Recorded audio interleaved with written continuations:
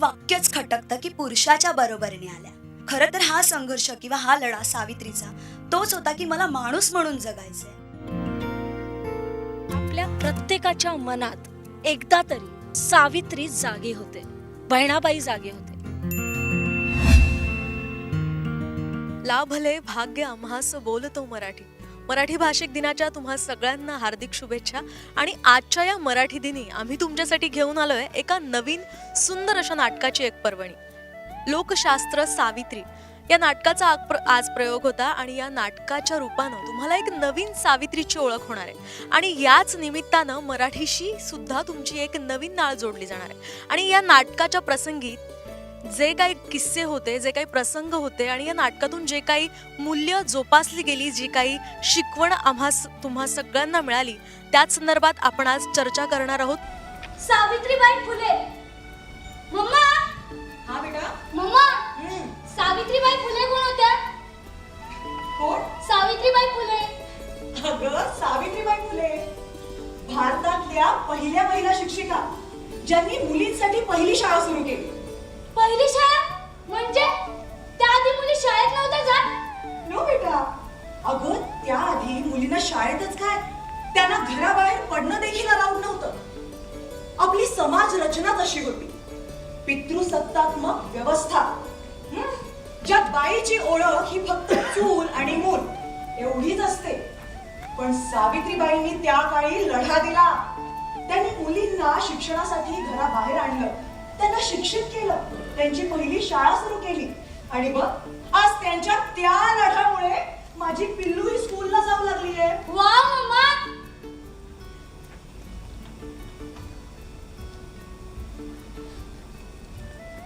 सावित्रीबाई या. काय हो? बसा.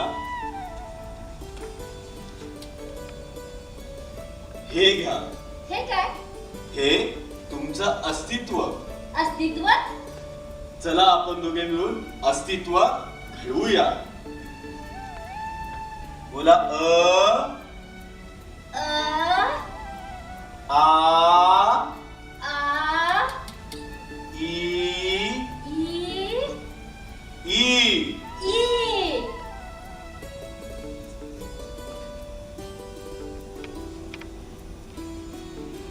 मी सावित्रीबाई फुले. मी शिक्षण घेतलं. आता माझं स्वप्न आहे प्रत्येक मुलीच्या हातात पाटी पेन्सिल असावी, प्रत्येक मुलगी शिकावी. सावित्री. सावित्री यासाठी सावित्री झाली कारण त्यांनी स्त्री शिक्षण सुरू केले, स्त्री शिक्षणासाठी लढा दिला. 1848 साली त्यांनी मुलींची पहिली शाळा सुरू केली. वाव. मम्मा. मम्मा. हो बेटा. सावित्रीबाई शिकल्या. त्यांनी मुलींनाही शिकवलं आणि स्वतःचं अस्तित्वही घडवलं. जसं तूही शिकली, तू मलाही शिकवते आणि स्वतःचं अस्तित्वही घडवलं. म्हणजे तू सावित्री झाली. Wow mama. मम्मा तू सावित्री झाली. मम्मा माझा प्रोजेक्ट झालाय, मी खेळायला जाते. Okay bye mama. अगं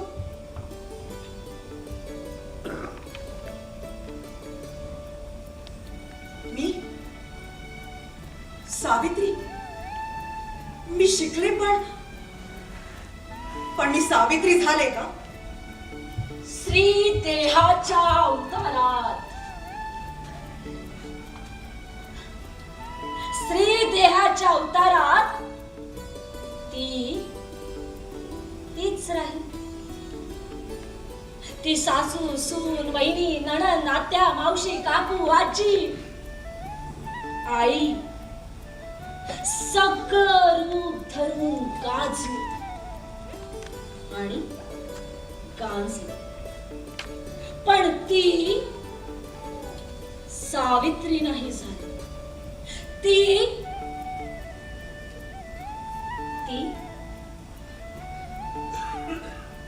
का मी.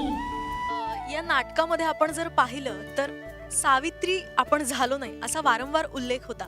तर नेमकं ती संकल्पना कशी आहे, काय सांगता? थिएटर ऑफ रिलेव्हन्स मध्ये आम्ही नाटक तयार करताना आमच्या प्रत्येक कलाकाराचा हा विश्वास आहे की आपल्या प्रत्येकाच्या मनात एकदा तरी सावित्री जागी होते, बहिणाबाई जागी होते. सावित्री म्हणजे नेमकं काय? म्हणजे आपण म्हणतो की तिने शिकवलं, मुलींना शिकवलं, एक नवीन सुरुवात केली. पण मग ती सावित्री का झाली? कारण ती माणूस म्हणून जगली. आणि हेच वेगळेपण आहे तिचं की ती माणूस म्हणून जगली. मग माझ्या मनात जर सावित्री जागी होते तर मग मी माणूस म्हणून का नाही जगते? कुठे मी नेमकी अडखळते, कुठे मी डगमगते आहे? तर यासाठी आम्ही हा पुढाकार घेतलाय की माझ्या मनामधली सावित्री आता डगमगणार नाहीये, कुठल्याही व्यवहारात आता ती अडकणार नाहीये. ही संकल्पना खरोखरच खूपच सुरेख आहे आणि त्याच संकल्पनेतून ही जी नाट्यकर्मींची तुमची ही संकल्पना आहे आणि ते नाटक आहे ते उभारलं गेलं. लागलं का? झाली ढोसून. लागलं काय? अशी काय एवढी लागलं का तुला?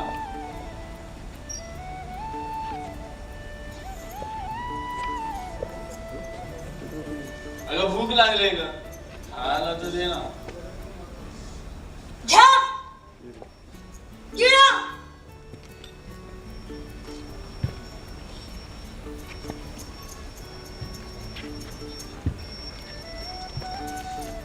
तू काय खाल्लंस काय? जास्त लाळ देऊ नको तर गिळ. खाल्लंस काय?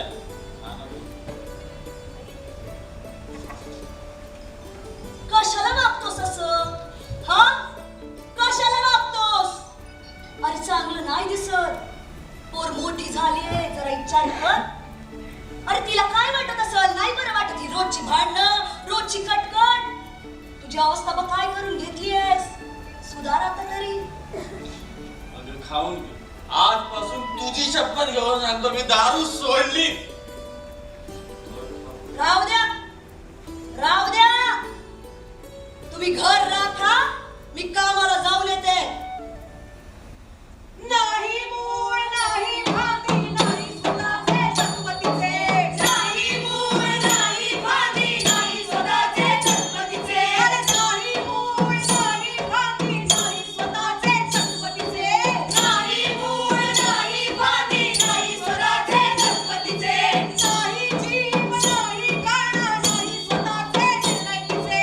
नाही जीव नाही गाणं नाही स्वतःचे निर्णय. नाही जीव नाही गाणं नाही स्वतःचे निर्णय. नाही जीव नाही गाणं नाही स्वतःचे निर्णय. नाही स्वतःचे निर्णय. तर यामध्ये आपण पाहिलं मराठी शाळा जी आहे ती सावित्रीबाईंनी पहिल्यांदा सुरू केली आणि त्यानंतर फक्त मराठीच नाही, फक्त भारतात संपूर्ण भारतातल्या स्त्रिया आज आपण जे काही आहोत ते त्यांच्यामुळेच आहोत. आणि त्यानंतर आत्ताची जी सध्याची परिस्थिती आहे आणि तेव्हाची जी परिस्थिती होती यामध्ये काही तुम्हाला साम्य वाटतं का किंवा काय नेमकं बदल आहे? मी असं म्हणेन की हो, आपल्याला एक ढोबळ बदल दिसतात.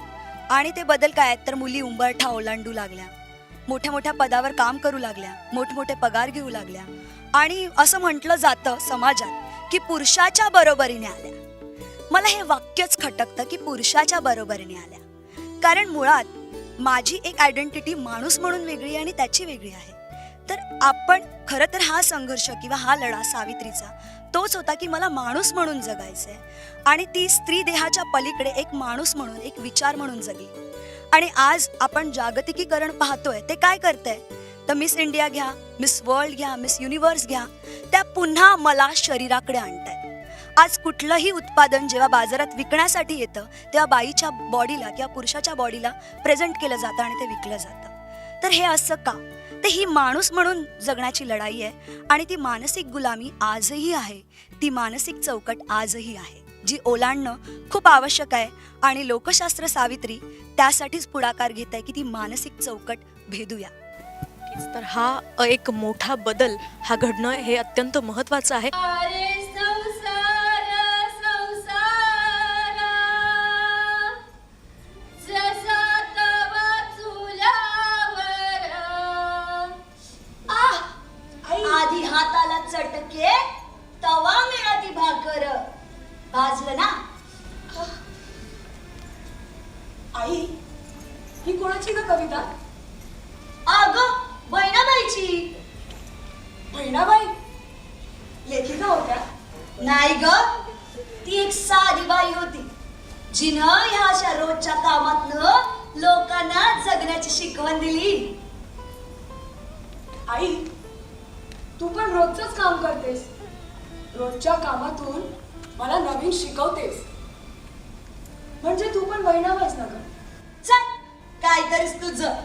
थाप भाकरी. या नाटकामध्ये मी पाहिलं आपण अनेक किस्से यामध्ये दाखवले, अनेक भाषांचा यामध्ये मराठीतल्या ज्या महाराष्ट्रातल्या भाषा आहेत त्यांचा उल्लेख केला. जागर असू देत, पोवाडा असू देत किंवा बाला डान्स असू देत, सगळ्या प्रकारचे तुम्ही या ठिकाणी संस्कृतीचं सुद्धा दर्शन दाखवलं.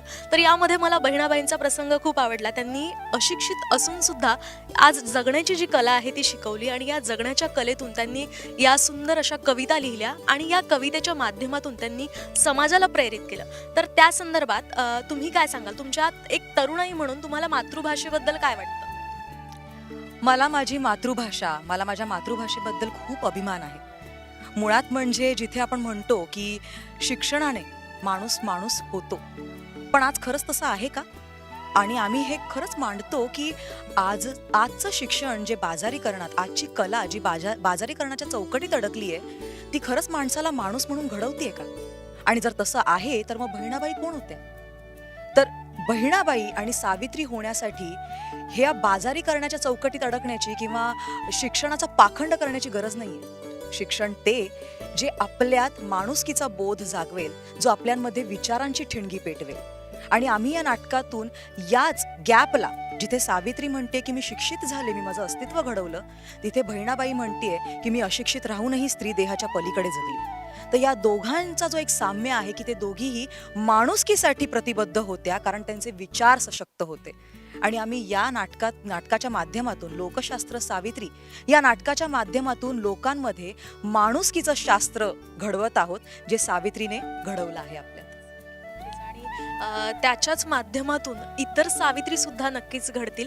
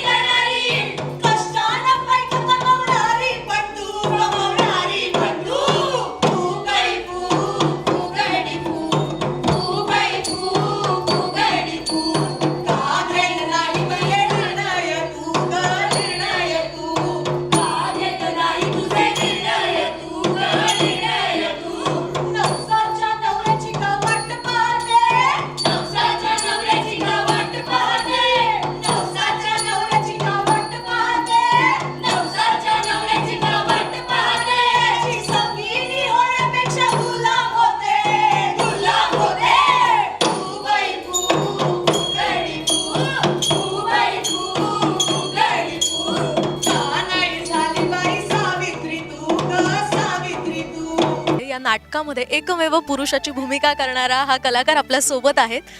तुम्ही नेमकं या संदर्भात काय सांगाल? आज मराठी भाषा दिन आहे आणि याच निमित्तानं तुम्ही हा प्रयोग केलाय, नवीन एक प्रयोग केलाय, तर त्या नाटकामधून तुम्ही काय सांगाल? समाजाला काय जनजागृतीसाठी? मुळात सावित्रीबाई ह्या व्यक्ती म्हणून आपण पाहतोय, पण मी या नाटकाच्या माध्यमातून शिकलो की सावित्री म्हणून विचार पाहायला शिकलो. सावित्री बहिणाबाई असेल, आणि या विचार, हे जे विचार आहेत ते माझ्यामध्ये कुठे आहेत, त्यांचा या नाटकाच्या प्रक्रियेमधून मला शोध घ्यायला सुरुवात झाली आणि माझ्यामध्ये लोप पावत असणारे ते विचार त्यांना मी साठवायला सुरुवात केली. संविधान संमत आहे अधिकार मालमत्तेचा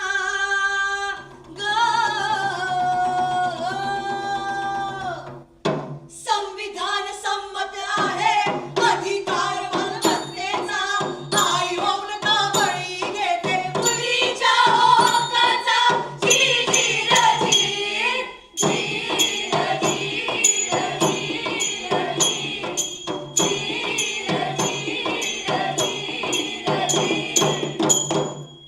का आई होऊन ती अन्याय करते मुलीला का ती बरगळवते ग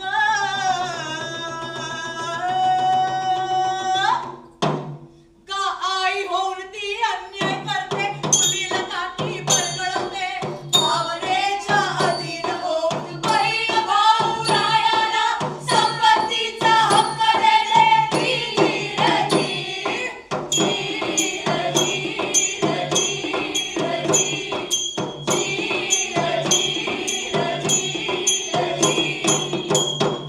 स्वतःच्या पायावर कुऱ्हाड मारते तिच्या गुलामीवरती अंगठा लावते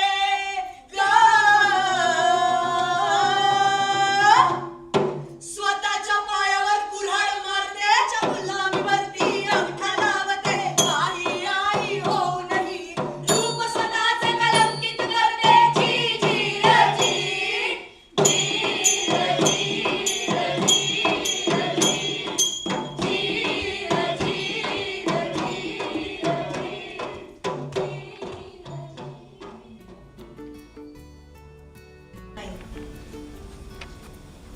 नाही, मला आईशी बोलायला हवं. आई, जरा महत्वाचं बोलायचंय. आता काय झालं? आई, तुला आठवतं का ग, लहान असताना तुम्हाला हे शिकवलेलंच की नातं हे प्रेमाचं, भावनेचं, आपुलकीचं, विश्वासाचं असतं. प्रेमाच्या आधारावर उभं असतं. मग मला एक सांग, माझं आणि दादाचं नातं इतकं कमकुवत आहे का ग? म्हणजे उद्या मी प्रॉपर्टीच्या कागदांवर सही केली तरच माझं आणि दादाचं नातं टिकेल? अगं आई, तूच विचार कर ना, हे नातं नेमक्या कशाच्या आधारावर उभं आहे? प्रेम की मालमत्ता? तुला नाही वाटत आई हे चुकीचं आहे? हे न्यायसंगत नाही आहे आणि संविधान संमतही नाहीये. अगं, आपल्या भारतीय संविधानाने आपल्याला समानतेचा हक्क दिलाय. आई, माझा आतला आवाज काय सांगतोय माहिती? मी स्वतः हे नातं जपायला तयार आहे, अगदी शेवटच्या क्षणापर्यंत टिकवून ठेवायला तयार आहे. पण त्याचा आधार मालमत्ता ट्रान्सफर नसणार. आई, अगं, मी समजू शकते ना, मी अगदी समजू शकते. दादाला आर्थिक गरज पडलीच तर मी त्याच्यासोबत उभी राहीन. अगदी तू असो किंवा तू नसो आई, मी त्याच्यासोबत तेवढ्याच ताकदीने उभी राहीन जेवढी आज आहे. पण केवळ नातं टिकवायचंय म्हणून किंवा भावनेच्या अधीन होऊन मी माझ्या संविधानिक हक्कांचा बळी जाऊ देणार नाही. मला एक प्रसंग तुम्ही यामध्ये साकारला होता, त्या प्रसंगाबद्दल तुम्हाला वैयक्तिक काय वाटतं? खरं तर प्रसंगच असा आहे की असं अनेक घरात घडतं. इथेही खूप जण असतील की ज्यांच्या घरात हा प्रसंग घडलेला आहे. आणि जेव्हा असं समजतं की आपल्यातलाच कोणीतरी आहे, त्यांच्यावरती हा प्रसंग घडलेला आहे, कदाचित आज आपल्याही वरती घडू शकतो, हे परत कोणाच्याही बाबतीत होता कामा नये. जगात कुठल्याही स्त्रीच्या बाबतीत होता कामा नये. तू सावित्री झाली नाहीस या पार्श्वभूमीवर हे नाटक अवलंबून होतं आणि या नाटकाचे दिग्दर्शक आपल्या सोबत आहेत भारद्वाज सर. सर, तुम्ही ही नाटकाची संकल्पना राबवली, नेमका त्या मागचा हेतू काय होता? तुमच्या आयुष्यात असे काही प्रसंग आलेत का, किंवा नेमकी ही संकल्पना जी आहे ती काय आहे? मुळात कलाकार, लेखक, दिग्दर्शक ते समाजाचे आरसे आहेत आणि तुम्ही मराठी भाषा निमित्ताने बोलता तर भाषाचा अर्थ आहे भाव, आशय आणि यलगाराचा. आणि कलाकार संवाद साधतात. नवा समाज, न्यायसंगत समाज, संविधान संमत समाज.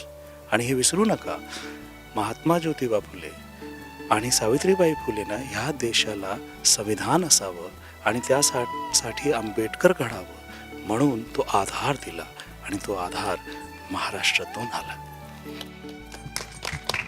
अतिशय सुंदर पद्धतीने या ठिकाणी मराठी आणि यासोबतच या समाजाशी निगडीत असं उल्लेखनीय आणि सुंदर महत्त्वाचं कार्य करणाऱ्या सावित्री सोबतच सर्वांचाच या ठिकाणी एक बदल या ठिकाणी आपल्याला पाहायला मिळतोय आणि तो बदल झालाच पाहिजे.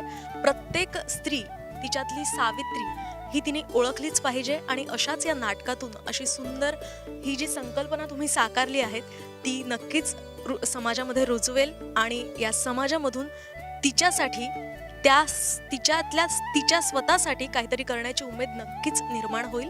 आणि यासोबतच या कार्यक्रमात या ठिकाणी आपण इथेच थांबतोय. पाहत रहा साम टीव्ही आणि पुन्हा एकदा मराठी दिनी या कार्यक्रमाबद्दल तुम्हा सर्वांनाही हार्दिक शुभेच्छा आणि साम टीव्हीच्या सर्व प्रेक्षकांना मराठी दिनीच्या पुन्हा हार्दिक शुभेच्छा. नमस्कार. मला हे वाक्यच खटकतं की पुरुषाच्या बरोबरीने आल्या. खरं तर हा संघर्ष किंवा हा लढा सावित्रीचा तोच होता की मला माणूस म्हणून जगायचंय. आपल्या प्रत्येकाच्या मनात एकदा तरी सावित्री जागी होते, बहिणाबाई जागे होते.